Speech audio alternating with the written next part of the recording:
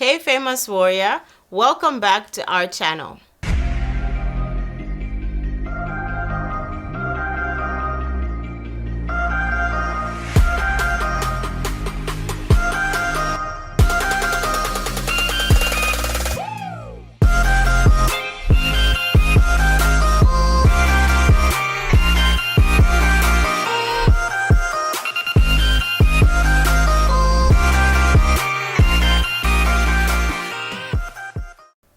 I hope you guys are really getting used to this space and getting comfortable in this space and owning it as a space that you can come to get encouraged, challenged, and inspired. One of the ways that you can do that or continue to do that is by subscribing to the channel. You can hit the notification bell so that you don't miss any of the videos that we put up. And if you're watching this on Facebook, like the Famous Warrior page so that you are notified every time we have new content that's put there just for you. Today, I have an amazing treat with me. Tisa Nkonga, better known as Tisa The Trendsetter, is here. She's come to set some trends. Yes, I have. On the Famous Warrior channel. So, yeah, I hope that you guys find this conversation not only entertaining or inspiring, but that it helps you. Today, we're going to be talking about anxiety and how to fight through anxiety. I think it's something that is popping up more and more. Yeah. People are kind of owning their struggle with anxiety more and more. And as we do that, we want to also have a voice in that conversation and to know how, as warriors, we can better fight this thing, whether it's ourselves personally or helping somebody that we know that is going through this struggle. Yeah. So yeah, welcome, Tisa. Thank you so much for having finally. Thank you so much for having Yes, I do appreciate you making the time to be here. I know we know each other because we're both Little Legends moms and our kids are friends. Our friends, very good friends. Yes, we always hear Kasonso's name in this house. Yeah, that laugh, I don't even understand it. And I kept on telling everybody, said they've known each other from the time they were babies. Yes, so they're like BFFs. Yeah. But yeah, you making the time to sit here with me and to talk about something. Yes, I know you've been open about your struggle with anxiety, but sitting with somebody and allowing me to ask you the questions. The question, because no one has. Yes, right? yes. So I am not only excited, but I am also humbled that you are taking the time to be here. And I really hope and pray that this conversation will not only be good for us, but would also benefit those who are watching. Yeah, so in true Famous Warriors fashion, start off by telling the audience a bit about yourself in only 5 sentences. Okay, it's going to be hard. Let me just try and summarize. I am a mom. Yes. 4 kids. A wife, have been for the longest time. I am an entrepreneur. I'm a social media personality. And I just am a go-getter. And I have so much texture because I just didn't stumble upon where I am and the fame and everything else that I'm acquiring now. It's been a journey, and it's just really when preparation meets opportunity. Right. So I'm an opportunist. Like if I see a little crack, I will make sure that I go through it. But it's just good to be on a platform where I can just with ease just kind of walk you through who I am just by telling my story. Yeah. Okay. So before we get into kind of the reason why you're here, which is talk about your struggle with anxiety, tell us more about how you became Tisa the Trendsetter. Looking at it now, I think I've been asked that question before, but looking at it now with a broader understanding, it's almost as if everything that I used to see as little tiny pockets of failure in my entire life was just so that I should get content to be who I am now. Wow. So when I opened the page, on face value, she's just opened a page. Or then I stumbled upon emceeing, and then I started building on that. Then I started to realize my voice is my gift. Like when I speak about situations or I speak about issues, people can resonate. Yeah. And I didn't know that that's a little superpower I had. So when I started to, every time I would say something, I said, but I used to say this to my relatives, and they were like, But now there are people who are like applauding me. It's like, Yes, oh, yes. you're inspiring me. And so when I realized that there was a purpose in the season, I kind of had to start making transitions and changes so that I remain relevant, but also just I continue to inspire at the different levels where I'm at. You know what I mean? So the people who I started with won't be able to look at me and say, she's changed now that she's making money, she's changed. I still want to hold those, and those that find me now, you know, to just be able to say, you know, we like her because she's like a sister, she's like an aunt. So it's really, I would want to take the credit, but then it's really, you have to be led by the Spirit. Yeah. You know, so, you know, I used to call it sixth sense, but then I now know that it's God. Yeah. So I'm more at ease with my gift. So I don't really do too much just to get to where I am. But then I always remember that in as much as I do the comedies and as much as I MC the corporate events, I just need to be grounded enough to remind people that who I am and where I am can only be God. So that's very important for me. Okay. So you mentioned something like, you know, failures along the way. Tell me about one failure that in the moment you felt like, ish, I've really blown it, or what I'm striving for is never going to happen, and how God has like turned that around where now you see it as, oh, that was a stepping stone actually to lead me to here where I am now. I had always believed that academic achievements outweigh everything else. Yeah. You know, so when my mom was a diplomat, so I was one of those kids that was very privileged. Rich kid situations. So and my mom had 8 daughters. I was the 6th. So she was a single parent. So I really had a very soft life. You know, my sisters, growing up with my mom, because I had older sisters, like I was raised by my sisters. I was raised by my mom because my mom was very busy. But when I was too playful, I had the intellect. I would get like top A grades. I went to the best schools. I went to an international school, and I just became naughty.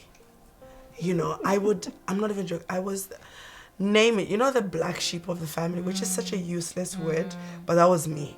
I would burn the house down, you know, not really burn it down, but like burnt my bed where I slept, because I wanted to sweep under the bed, but it was too dark. So I lit a candle and it caught fire and it just burnt. And I slept in that little burnt hole for like a year. My mother was ruthless. She was like, I'm not buying. She was like, I'm not buying. So there was a lot of, I may not be present to give a lot of hugs, but this is what you must do, and if you make mistakes, you're going to be punished for it. That's how we were raised. But then when I got into varsity, university, that's not where I wanted to go. I wanted to go to UNAM. I wanted to study mass communication. It was journalism there. And so when they decided, oh, UNAM, you're going to wait for way too long, maybe try and, you know, get into UNZA, and then I joined the band. Don't ask. You can sing. Yeah, I could. But I could auto-tune. But then I was like, I would sing in high school. Like I would sing Walt Disney songs, like would do these concerts. Yes. So I really wasn't into it. And then it was mass communication, and then everyone was like grouped up from their previous schools, and I was like, the one from Botswana is like, oh, we can't give you bursaries. Like, give us your grade 9, it's from Botswana. Okay, give us your grade 12, it's Botswana. It's like, you might not even be Zambian. Like, pull out your age. Like, my full name's Tisa, okay, I'm definitely Zambian. But I was just playful. I could not see something to completion. You know, I had very short attention span to something that doesn't motivate me. My mom knew what it was, but people were like, no, she's your mom. She's supposed to defend you. You know what I mean? But I wouldn't call it a learning disorder, but it could be ADHD. You know, now that I look at it, you know, it's like just so I can't stay in one place. I can't do the same thing. You know, so I would drop out. Like I would drop out. I would get good grades, then I just said I won't go to class or I won't try an exam. And then it got to a point where my mom said, listen, you have 2 younger siblings, so we can't just be spending money. We've come back from diplomatic service. we're now trying to open up a family business. Like, we can't really, it can't be about you, Tisa. So let's give you a chance to your younger siblings so that they also, and they went and they excelled. And then I stood there, and for the longest time, I felt very ashamed that I did not have the degree that my mother wanted me to have. So for me, that was such a huge failure, because that's not how I was raised. But it's one of those, that failure made me want to constantly learn, to constantly know. Like, I would know everything. Like, I believe I do have a very high IQ. So it's very easy for me to know what my surroundings are like, and just know about politics and know about this, different cultures. So I read a lot, because we grew up with like encyclopedias, and we had access to the internet from like when I was 30. You know, so the failure is what had to, almost every single thing I did had to prove a point of, but I've changed, or but I can do this, you know. But then I would be rebellious again, then I would have to go back. But then all that gave me texture. Indeed, I like that. Yeah. So you've told us a little bit about your personality, Yeah. and like your background, your upbringing, the ADHD, yes or no, maybe. Do you think that your struggle with anxiety was something that you were predisposed to because of your personality, or do you think it just came like out of left field? I looking back at it now, and reading so much about anxiety and just hearing about other people's struggles, I believe it has always been there. Like, even my inability to see something to completion was because there was always that fear of failure. Because before every exam, it would be like, oh my gosh, I'll just feel a certain type of way. And the older I've gotten, the more I've realized, no, this has always been there. It's just that it kind of was birthed when I started having children. When I started having children, it was no longer about just me. And then when I got married, and the culture that we come from and all that, it was so difficult. The first few years of my marriage were very dramatic, because I just couldn't conform, you know, because you're exposed to different cultures, and you're exposed to this lifestyle, and then suddenly there's a whole African concept of marriage where you have to be submissive, and your opinion really shouldn't, you know, I mean, it's there, but just try and make it like, you have to become a little smaller just to be able to survive. Yeah, because our understanding or our idea in the African context of what submission is basically become smaller, become silent. Exactly. Like, you can't really say this, because when you say it, it will sound like.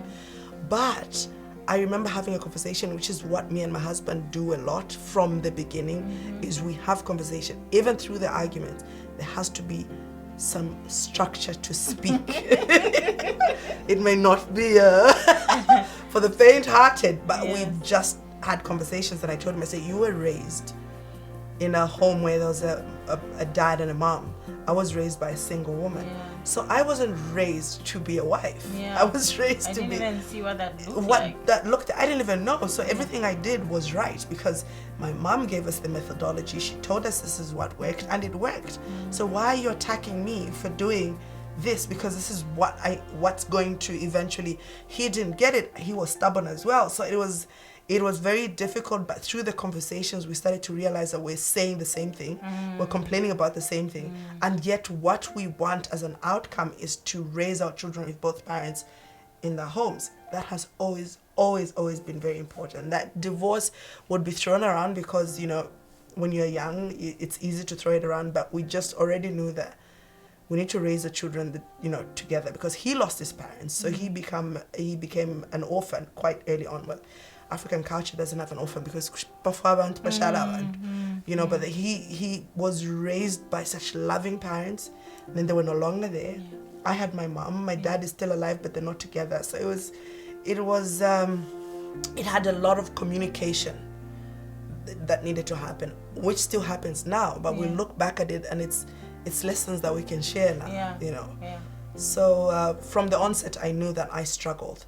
And then I had to not be ashamed about the struggle. And then explained to my husband that I do suffer from etc etc. Like my anxiety is physical. Like it's not just bawling and crying. It's I get the shivers. I will, like just curl up in a ball, and it's really. People are like, no, check your sugar levels. No, maybe it's this. You know what I mean? Yeah. Like I would just pass out. Like even just large crowds. Like I usually like to, me and my obsession with Soweto. Like I would go there, and if I'm not feeling right, I would like pass out in front of the tomato ladies. Yes, it happened twice. Then I kind of learned that you have to know the triggers. You have to know when it's coming so that you calm yourself down. Drink a bit of water, just calm down, because I want to move fast and get things done very quickly. It may seem like it's mild in the spectrum of mental health, but it's an everyday struggle. And everyone says anxiety is either you get financial triggers or relationship triggers, and that's huge.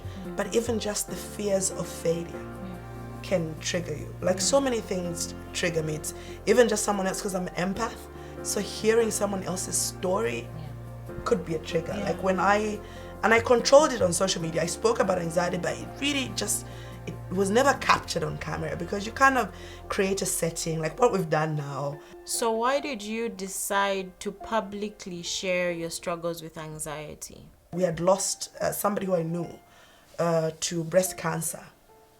Sipiwe Binasho. So we had been talking throughout, like when she went for treatment, and then suddenly we kind of got quiet, and I kind of saw on social media, it's like, oh, she's probably okay. So when I heard of her passing, and because we lost mom to cervical cancer, I kind of realized that she must have been struggling for quite some time, and she didn't reach out to me.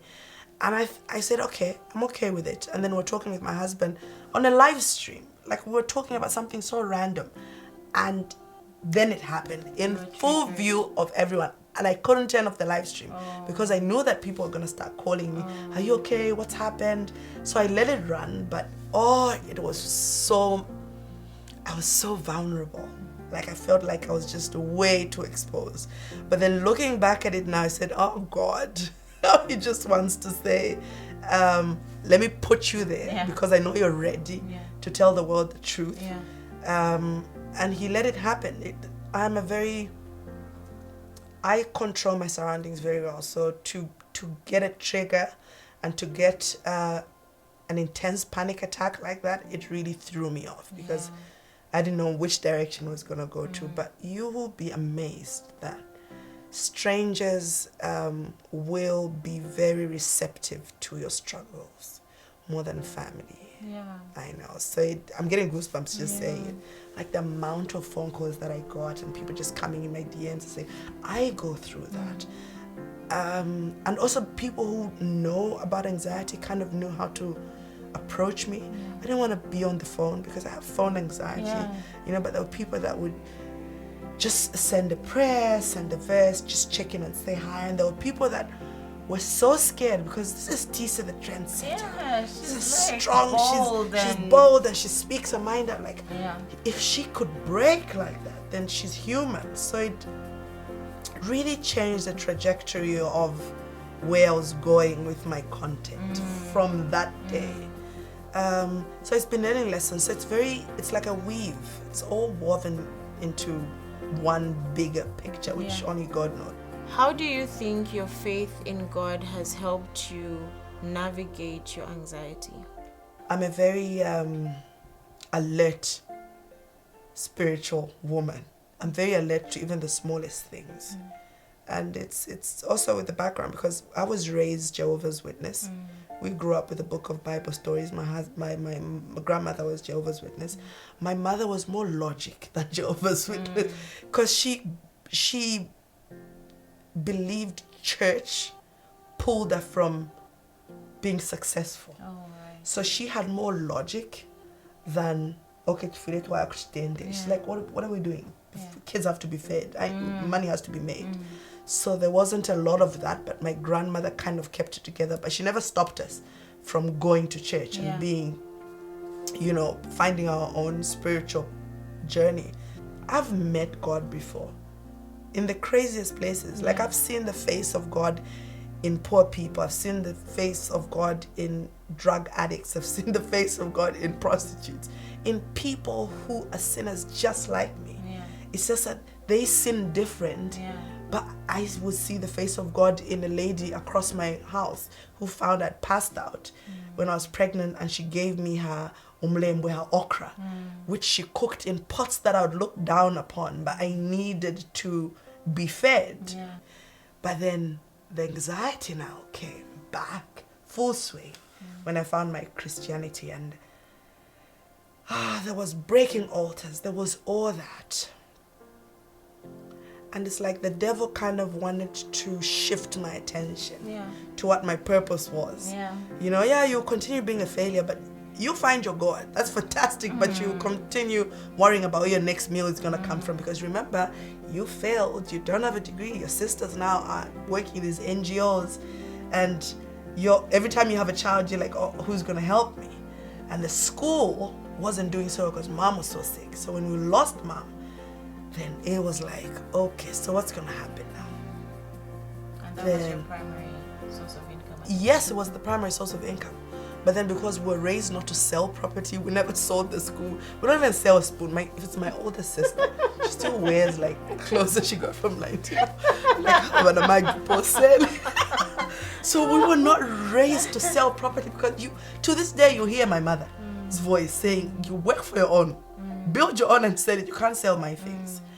So when we lost mom, then I was extremely vulnerable, and my anxiety was off the roof. And then, because God will pair you with people, God didn't know. I didn't know that I was going to lose a parent, but my husband lost both his parents. Yeah. So he became my fixer. So he fixed me back to my good place. Because every time it's like, look at where I am, and look at where I am. And then the kids started coming out from nowhere. It's not from nowhere. It was from nowhere. I told God, legit, I had a conversation with God, because I speak to God. I don't know what you do with your God, but I just told you. I said, what exactly is your plan? Because again, you have to remember, I anchored myself to my failure. That every time anything came from God, I felt like I have to remind myself, I can't be a good mom. I don't have a good job. I don't have the money. Why am I having these kids? Like, God, get serious. You know what I mean? Like, I can't do this. I'm exhausted. I'm tired of trying to fit in and trying to do A, B, C, and D.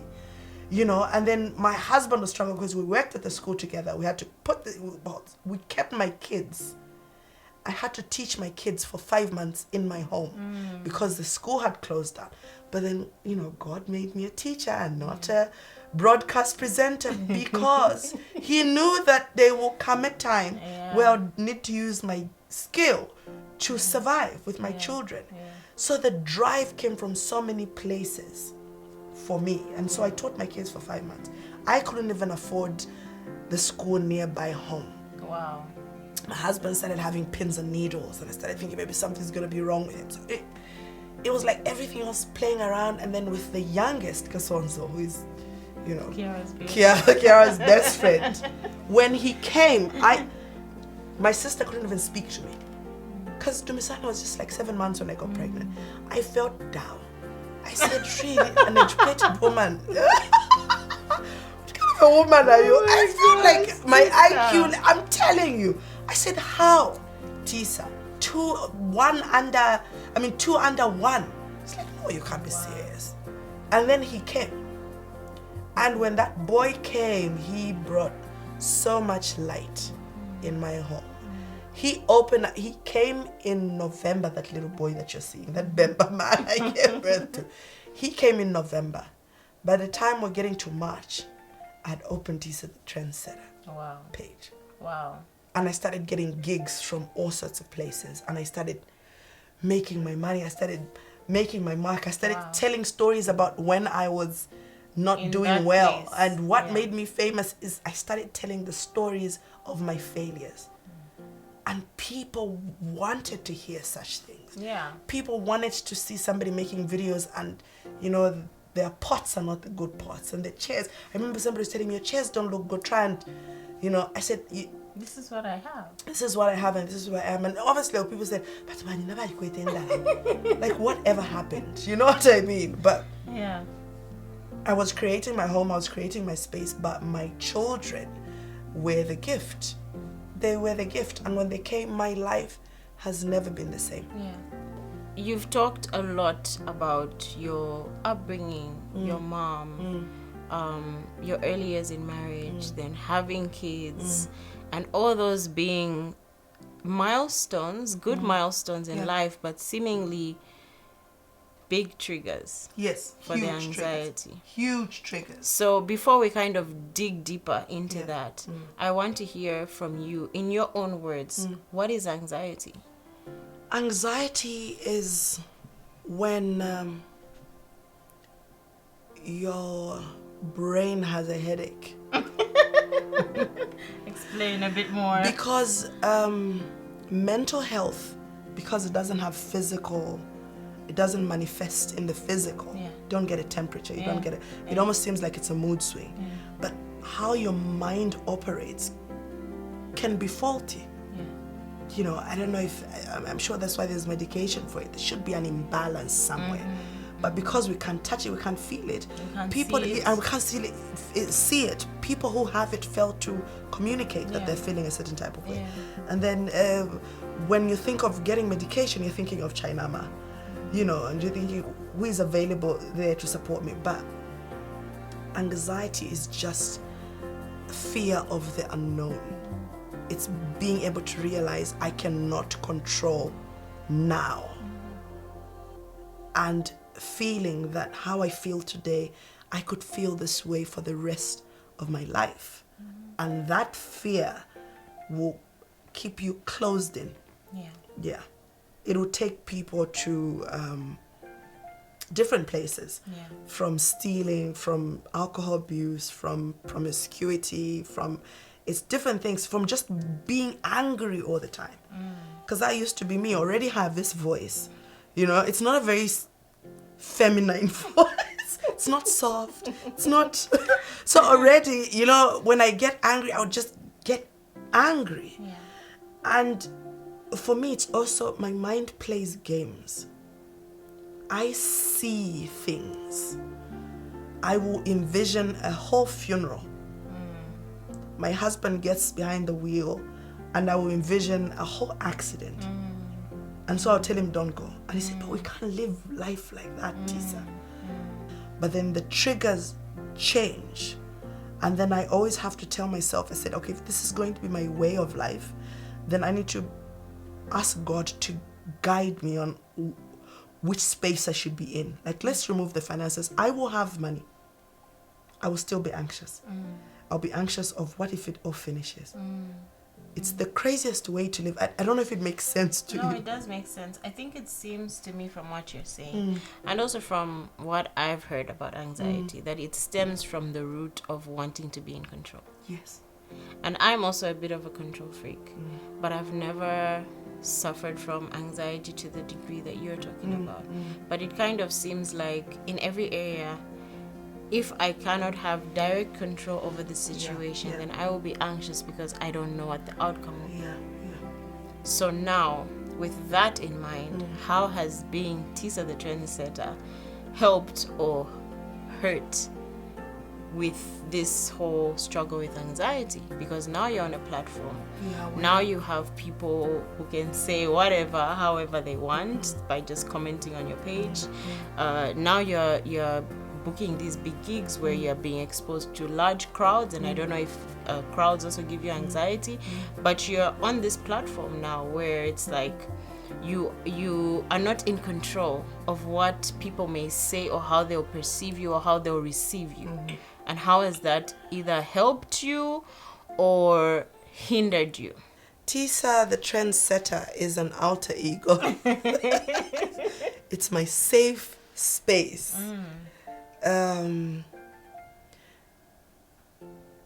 It's when I started, I mean, I've always been different.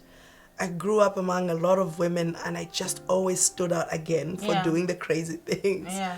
So being different, you know, people see you when you're different. And then being different makes people uncomfortable because everyone's like, but you're not supposed to wear that color. But you're not supposed to speak like that. So when I got on social media, I joined a lot of groups. There was also a group called, I can't name it now, but there was a group of married women on social media. And I remember where in the comment section, like I would honestly give my opinion over anything. And then, sometimes, people, they'll like it and people are like, oh, that's a very good point. And then sometimes it'll be like too much and, admin will come into your DMs and say, yeah, you might want to tone it down because this is not how we... I don't know how to tone me down, like I'm being me. So restrictions, I made a comment on a tabloid, they blocked me. I said, okay, wait a minute, let me just open my page where I can say what I want to say without having to be stopped. But with social media, you have to learn the etiquette very quickly if you want to be a brand. And like I said, I didn't know that Tisa the Trendsetter was going to be a brand. I came up with Tisa the Trendsetter just from nowhere. I just said, okay, it's T and trend setting, and then I came up with the name. So things that seem like, but did you think about it? No, I didn't. It was just given to me. But then again, my stars were aligning. And so I allowed everything else that happened as it happened because I knew what was behind everything else that was happening. Because I'd been asking God for the longest time. And I have a habit, and I do that now. When I ask, I stop. Because I hear it from my kids every time. Can you get me a bike? Can you get me a bike? I said, I heard you the first time. I'll get you the bike, but let me just put things in place so that when I get you a bike, it'll come at a time of... So that's a relationship I have with God.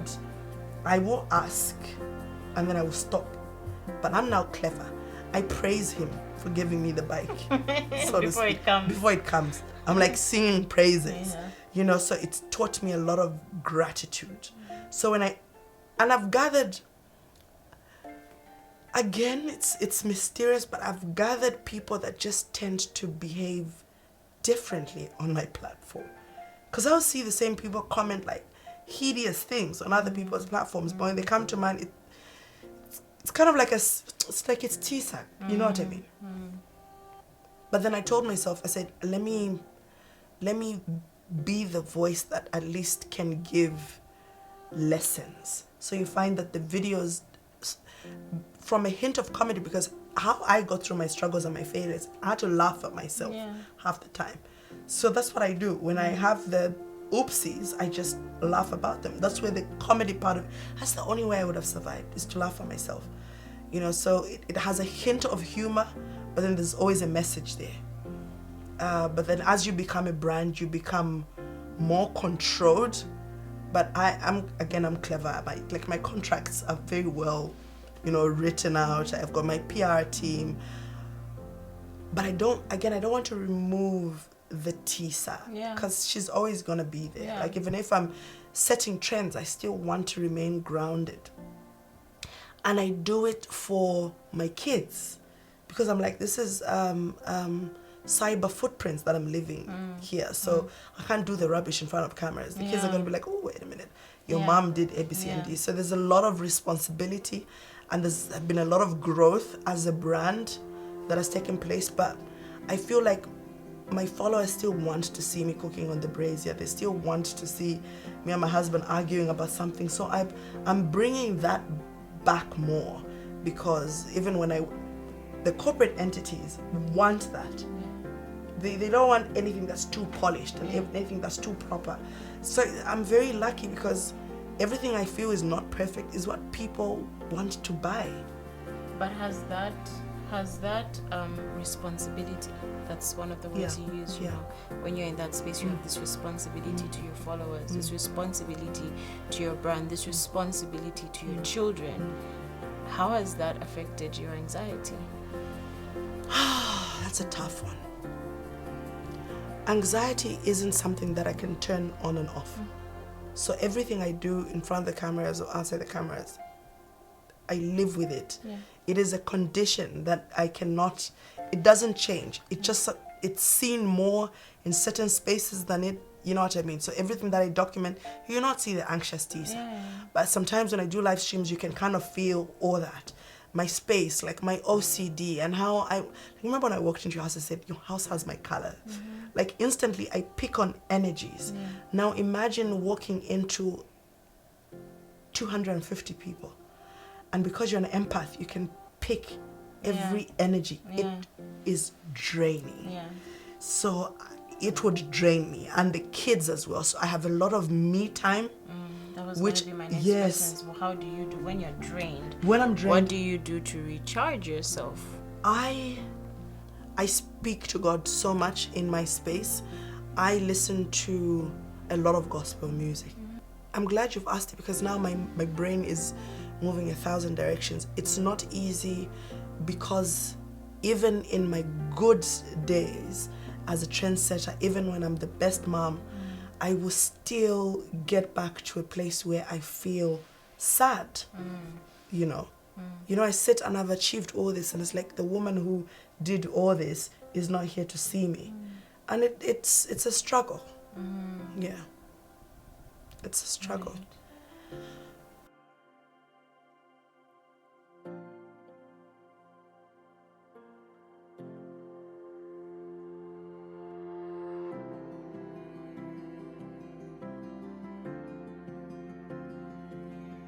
I'm reminded of Paul in the Bible, where he talks about the thorn in his flesh, and he's pleading with God to take it away. And God says to him, my grace is sufficient for you.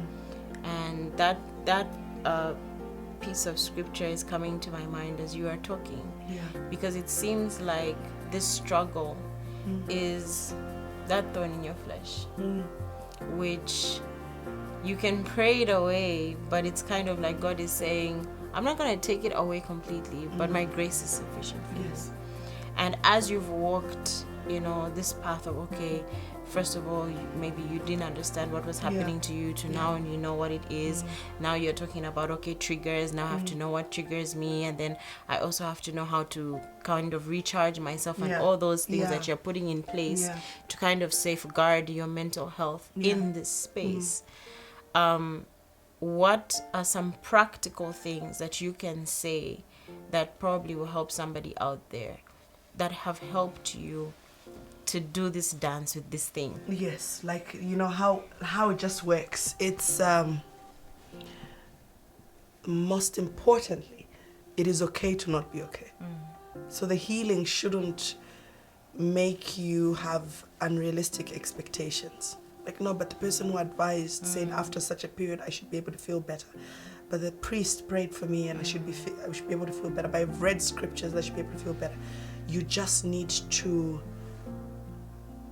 hold on to God so that He makes the thorn in the flesh smaller, because then it hurts a little lesser.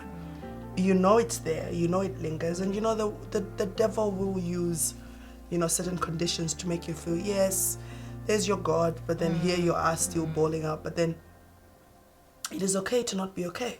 The people shouldn't feel not being okay is such a bad thing. Like, will they hire me if I ever mentioned that I have mental health issues? Will my boyfriend marry me if I have a breakdown? So let me keep it together. Let me keep it together until I get into marriage. Then I get into marriage and he's there all the time. Then I'm triggered. Then it happens. Then suddenly people are taking me for prayers. There's this demon. Because they've demonized anxiety and mental health to the point where you feel it's like the devil keeps on looming around you, but it's struggles. It's just having to remember that when Jesus died on the cross and when He came, God made sure that He experienced anxiety. God made sure that He experienced human suffering, so that when He says it will be okay, we should be able to believe that. It has more to do with faith and just being able to understand that and I always give examples. I would always have to, I was on a witch hunt. Every time something went wrong, or it's somebody in the family, or somebody spoke to me like that, I was looking for the witches. And I had to have a routine of what I must do if this particular witch visits my home. Like I was preparing for the wrong battle all the time. So I said, if I can give it that much energy, let me try and equip myself with the God that has been with me. And COVID taught us that you don't need to congregate, which is so bad, and I feel so bad because the kids have to, have structure. Yes. But then you start to realize, like, wait, I have a superpower on my own. Like, I have a gift. Like, it just kind of made you zone into what matters the most, to separate and kill out the noise. So it is okay to not be okay. The anxiety will always be there, but it is, when it's extreme, do seek medical attention. You can't sit with your cancer and say, no, but it's cancer, it's gonna go away. You know what I mean? Be a practical Christian. What are you doing to teach your children how to handle things that they can't control? It's small little things. But with motherhood, the anxiety of what if one of my children has it? Like, how are they going to deal with death, and how are they going to deal with failures, and how are they going to... So from the onset, I've told them, I said, if my comfort has come from knowing God, then I need to let them know who God is and just how big God is from that small, tender age. So scripture for me is very important in my home. Prayers and just truths. In my home, we have a lot of, if you tell me the truth, you won't get in trouble. So we've tried to instill that. And I always tell them, I said, even if you do it in the dark, God is always going to be there. There's always, we have those conversations with my children. How have you modeled to them vulnerability with your anxiety? Is it something you keep from them? Is it something they know about? That's what... I'm glad you brought it up. My husband needs to watch this because you can't cry in front of the kids. You need to do it somewhere. I said, but they need to see my pain to be able to identify it when it's theirs. You know what I mean? They just need to be able to see it. And they need to know what it is because I showed it to them. So that's been the struggle. Like, my children know, and now I know this, that they know, because they'll behave a certain way. Or suddenly they'll whisper like, oh, mommy is now crying, or mommy is going through this. Then they'll start trying. Even KK tries to start fixing his room. I was like, dude, just sit. Look at your weight. You can't lift that bucket. Like, every time they want to do that. But then it reassures me, because what may seem like, because we impose on children what our insecurities are. So I tell my husband, I said, it's not that they're uncomfortable with me not being okay. Let them be able to show me, even when they can't give me money and they can't do this and they haven't graduated, they haven't, gotten master's degrees. Let them, in their small little capabilities, be able to do something towards making me better. It's gonna make them feel better. But what I instill in my children more than anything else is kindness towards others. For me, that's so huge, because I was bullied in high school for being too tall. My shoe size was a bit too big. I just didn't look right. So I had to start looking a certain way, speak a certain way, so that I should be part of. So I instill self-identity. When my children say my name is Tisa Nkonga, she knows who that is. That she can be able to stand out. And I know with technology, with COVID, and then we had phones and we had that. Again, that gave me anxiety. What are they checking? What are they seeing? So it's every little single thing. I would try and control, put passwords. Then I say, you know what? Let me equip them with ability to be individual thinkers. Even when faced with adversity or so they can be able to say, okay, this looks a little awkward. I don't like it. I don't think my mom or my dad will be happy with it. But most importantly, I don't think God will be happy with this type of. So I've seen a lot of children going to boarding school, and my Katai is 13. She's going to grade 10 next year. But she's so small. She's too small. And I remember, oh my God, I am going to cry. Don't cut. Let me just cry. Otherwise, you'll ruin the whole thing. I spoke to my daughter on the phone because she's writing at grade 9. And then she's speaking to my phone because we just got in a call, which is not allowed. But then I had to speak to my child. And I'm the trendsetter. I will find a way. I hope Sister Wale doesn't watch this. So I speak to her, and she quickly, she greeted me very quickly. And then she said, Mommy, please pray for me. it was I never in a million years thought that she knew what that meant. Wow. Away from home, and said, please just pray for me. Oh my God. She knew, like she knows the power of prayer. The power of prayer. And I said, all this time I felt they don't know scripture. They're listening too much to worldly music.